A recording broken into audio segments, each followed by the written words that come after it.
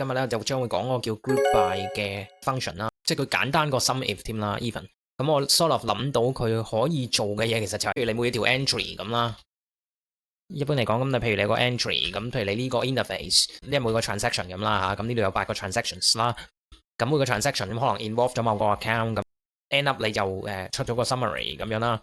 咁我譬如就想出個 trial balance，咁我就要譬如 sum up 晒1060呢個 account 究竟有幾多錢咁。咁以前用 sum if 啦，咁其實而家有個新嘅嘢咧，就叫做 group by 啦。咁 group by 其實可以做好多嘢嘅。anyway，咁我而家做咗個最簡單嘅嘢啦。咁就係咧，你用 group by function 啦。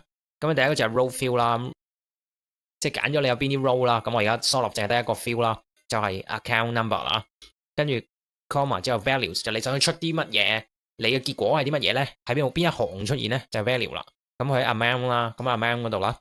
跟住 comma function 就係你究竟咧，你想佢愛嚟做乜嘢咧？咁我譬如我想要係做 sum 咁樣啦，即係譬如我想加晒每一個 account 究竟係total 係幾多啊，或者係咩？average 啊，呢啲佢有晒 sum 咁樣，有晒 standard deviation， 咁你可以揀啦，通常都用 sum 噶啦，因為會計其實冇乜複雜嘢嘅。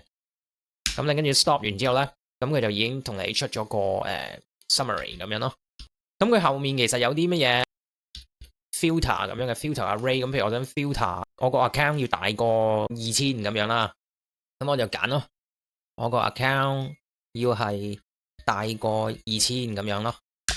咁佢就會同我 filter 晒，淨係大過2000嘅 account 咁。咁 day 其實一樣啦，咁你自己諗到啦。咁 sort of 呢個就同呢個 Python 嘅 group by 其實我覺得差唔多啦，不過就 Excel 做埋俾你，咁就幾方便咯。我就個人覺得。咁好，今日就係咁多先。